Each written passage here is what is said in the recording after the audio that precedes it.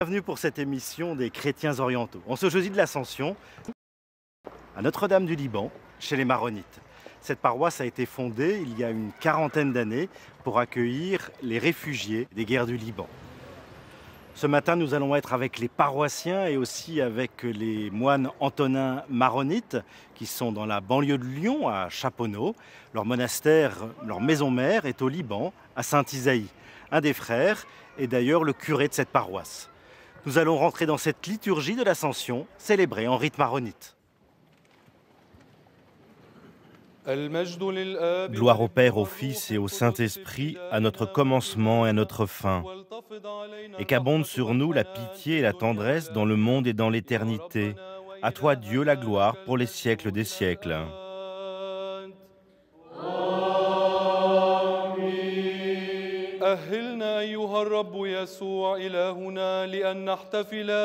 Accorde-nous, Seigneur Jésus, de célébrer dans la joie cette fête de l'Ascension. Donne-nous d'élever vers toi nos cœurs et nos pensées pour comprendre ton plan de salut sur nous et ton amour infini pour nous. Confirme-nous dans la foi, ainsi nous pourrons contempler ta gloire et avoir part à ton salut. Nous te louons avec ton Père et ton Saint-Esprit, maintenant et pour les siècles des siècles.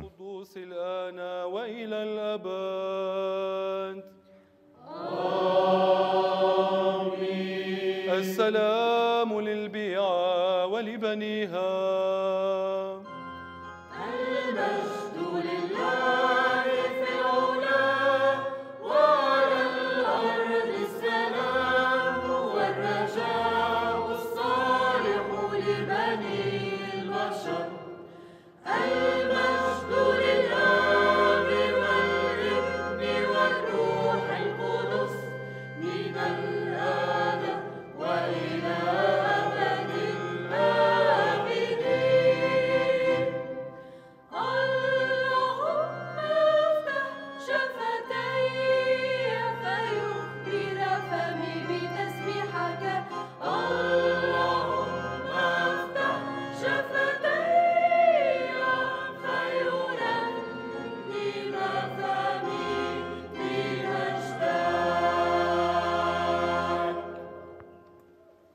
Baruch mon Raboun, ô Christ, parole du Père céleste, toi qui es descendu jusqu'à nous, qui as habité parmi nous pour nous sauver, et qui es monté au ciel pour glorifier notre humanité et notre faiblesse, attire-nous vers toi, ainsi que nos pensées, nos émotions et tout notre être, afin de te glorifier avec ton Père et ton Esprit Saint, maintenant et pour les siècles des siècles. Amen.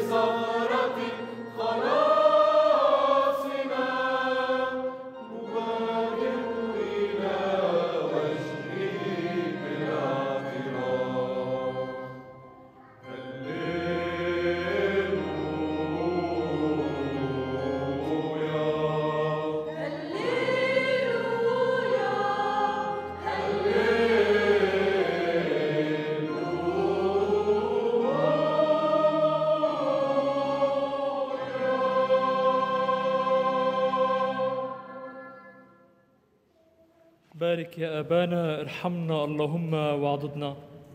Gloire à toi, Seigneur Jésus. Tu es monté au ciel avec ton corps glorifié et tu as élevé avec toi notre nature humaine pour la couronner de la gloire divine.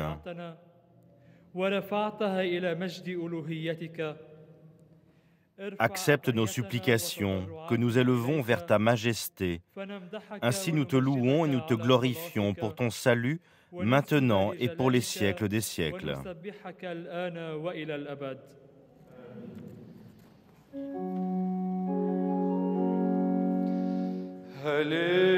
هللويا يوم ندبر فروض هوجود دشلي. Le rite maronite est habituellement célébré en deux langues, l'arabe et le syriaque, l'araméen, la langue parlée par le Christ.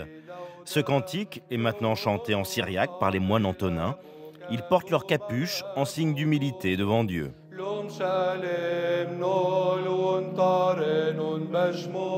حيحلف دجل نفشط واكفر بعلمه وابجن صوتومه وعنون نوره نحتت وتعليبه لشمايو هاليلويا بشبحد ملاخيم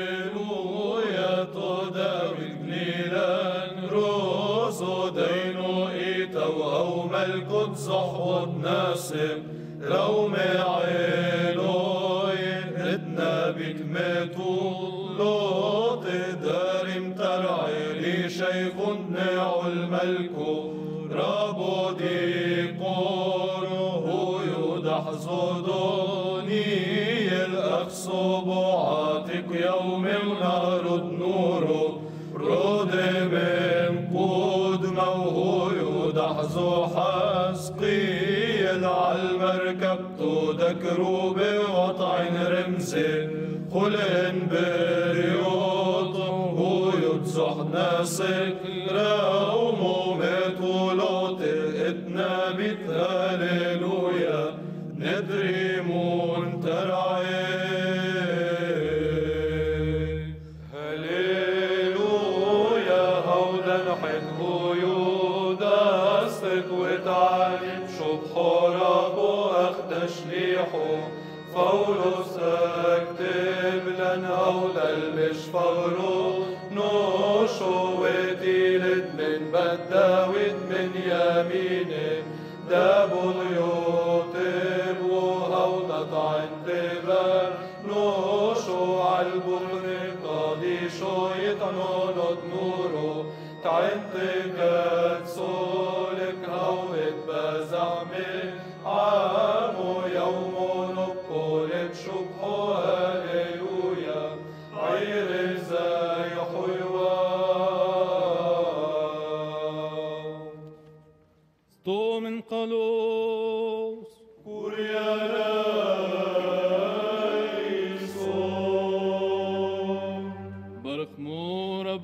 لنرفع عنا التسبيح والمجد والإكرام إلى الذي خرج من الآب وأتى إلى العالم وعلق على الصليب ودفن في القبر وقام من الموت وصعد إلى السماء وجلس عن يمين الآب برخمور أبوه الصالح الذي له المجد والإكرام في هذا العيد المبارك وكل أيام حياتنا من الآن وإلى الأبد.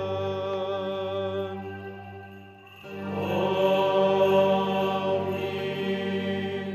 بصعودك أيها المسيح أنهيت إقامتك على الأرض وأكملت تدبيرك الخلاصي وقد عدت إلى الآب لتعد لنا مكانا فنكون نحن حيث أنت. لقد أعلمتنا إلى أين أنت ذاهب وأي طريق نسلك إليك. ولما سألك توما لا نعرف إلى أين تذهب فكيف نعرف الطريق؟ أجبته أنا هو الطريق والحق والحياة، لا يأتي أحد إلى الآب إلا بي. نسألك الآن أيها المسيح مخلصنا على عطر هذا البخور أن تسير بنا على الطريق إلى الآب. وجه إلي أنظارنا وأطلق أشواقنا وسدد خطانا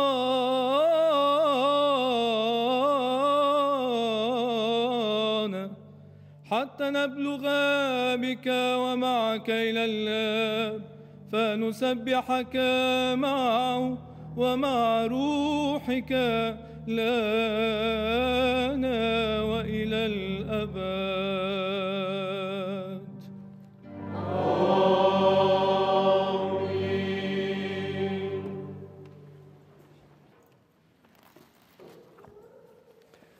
Baruch Raboun. Seigneur Jésus-Christ, toi qui as réjoui les anges et les hommes par ton ascension, élève vers toi nos consciences pour t'honorer en ce jour de fête avec des louanges de joie. Accepte cet encens que nous avons offert à ta majesté. Veille sur nous par ta miséricorde, pardonne-nous nos péchés et donne le repos à nos défunts. Ainsi, nous te glorifions maintenant et pour les siècles des siècles. Amen.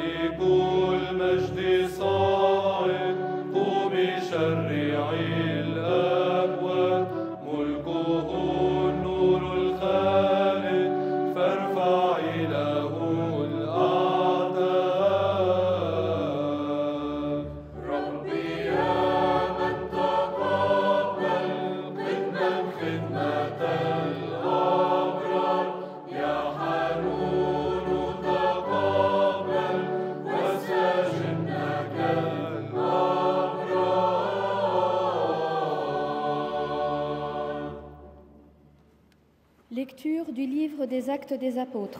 Wabarak ya Sayyid.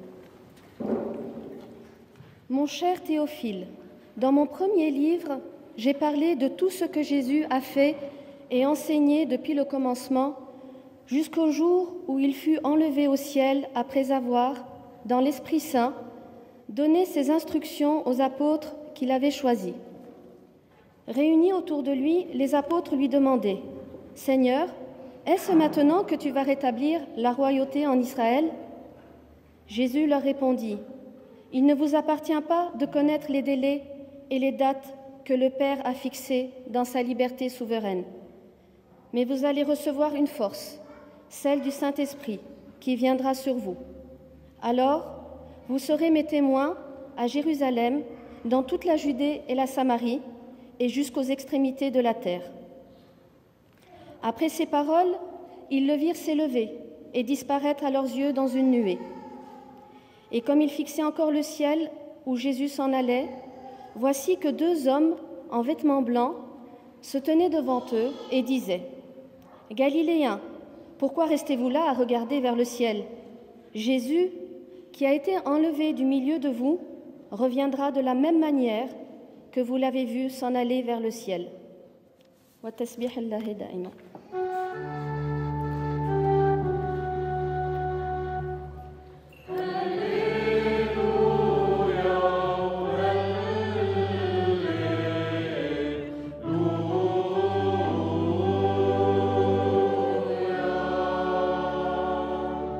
صعد الرب بهتاف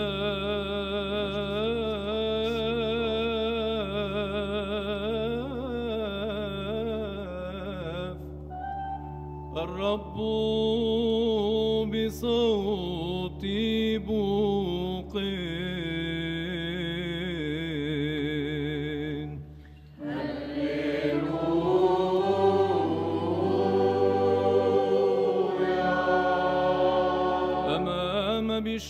بشارة مخلصنا المبشرة بالحياة لنفوسنا يقدم البخور إلى مراحمك يا رب نصلي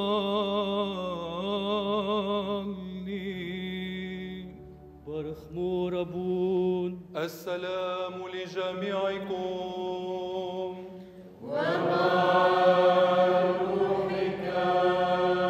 من إنجيل ربنا يسوع المسيح للقديس مرقس الذي بشر العالم بالحياة، فلنصغي إلى بشارة الحياة والخلاص لنفوسنا. كونوا في السكوت أيها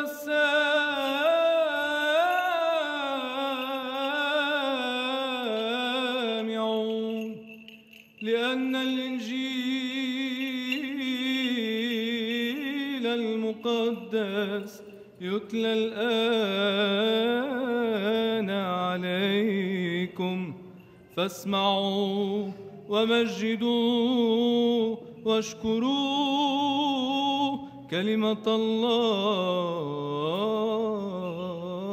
الحي. Évangile de Jésus-Christ selon saint Marc. Gloire à toi, Seigneur. Jésus leur dit: Allez dans le monde entier, proclamez la bonne nouvelle à toute la création. Celui qui croira et sera baptisé sera sauvé. Celui qui refusera de croire sera condamné. Voici les signes qui accompagneront ceux qui deviendront croyants. En mon nom, ils chasseront les esprits mauvais. Ils parleront un langage nouveau. Ils prendront des serpents dans leurs mains. Et s'ils boivent un poison mortel, il ne leur fera pas de mal. Ils imposeront les mains aux malades, et les malades s'en trouveront bien. Le Seigneur Jésus, après leur avoir parlé, fut enlevé au ciel et s'assit à la droite de Dieu. Quant à eux, ils s'en allèrent proclamer partout la bonne nouvelle. Le Seigneur travaillait avec eux et confirmait la parole par les signes qui l'accompagnaient. حقا والأمان لجميعكم.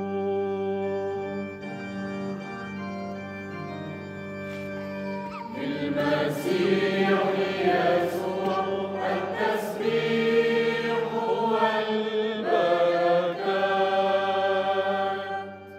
من أجل كلامه الحي لنا. للمسيح يسوع التسبيح والبركات.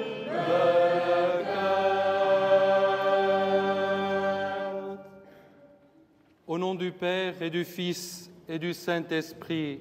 Amen. C'était triste pour les disciples de voir leur Maître divin disparaître à leurs yeux. Mais fixant encore le ciel où Jésus s'en allait, voici que 2 hommes en vêtements blancs se tenaient devant eux et disaient « Galiléens, pourquoi restez-vous là à regarder vers le ciel ?» Chers frères et sœurs, cette même question s'adresse à nous aujourd'hui, ici et maintenant. Attention, ce n'est pas une invitation à regarder uniquement les choses de la terre, mais c'est un avertissement. On ne doit plus chercher la présence physique de Jésus dont les disciples ont fait expérience dans l'histoire.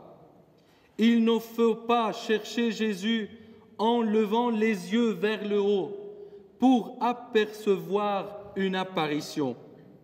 Désormais, c'est dans la communauté chrétienne qu'il faut le chercher, dans l'Eucharistie, parmi les pauvres, parmi les hommes et les femmes à travers lesquels Jésus a voulu être présent.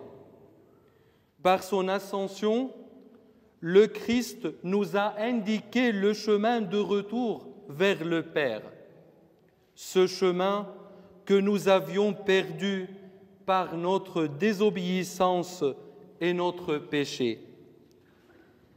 C'est aujourd'hui que nous pouvons nous convertir et prendre la direction du ciel vers le Père en s'attachant au Christ, car il est le chemin, la vérité et la vie.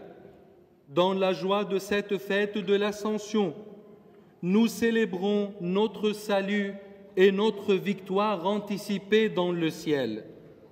Chemin faisant, ne nous séparons pas de l'espérance qui vient du Seigneur, de la promesse du Seigneur. Et moi, je suis avec vous tous les jours jusqu'à la fin du monde. À notre Seigneur la gloire pour les siècles des siècles. Amen.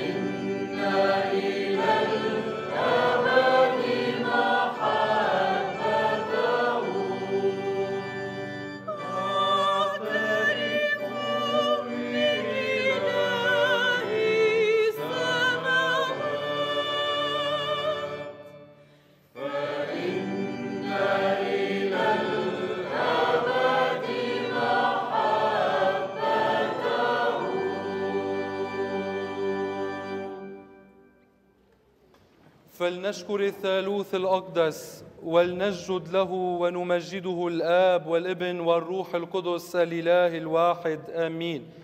كوريا ليسون كوريا ليسون كوريا ليسون. قدوس أنت يا الله، قدوس أنت أيها القوي، قدوس أنت يا من لا يموت ارحمنا قدوس أنت يا الله قدوس أنت أيها القوي قدوس أنت يا من لا يموت ارحمنا قدوس أنت يا الله قدوس أنت أيها القوي قدوس أنت يا من لا يموت ارحمنا.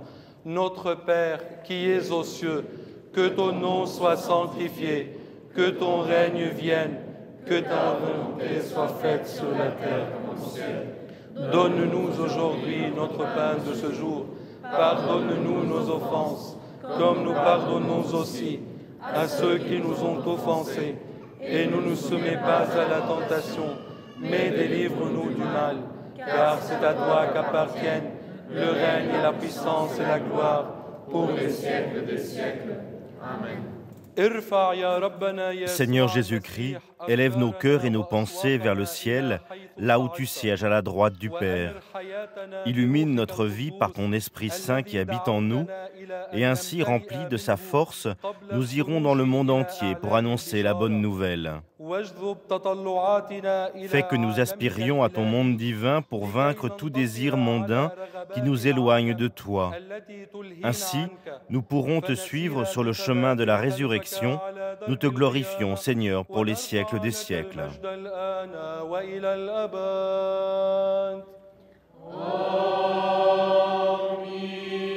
السلام لجميعكم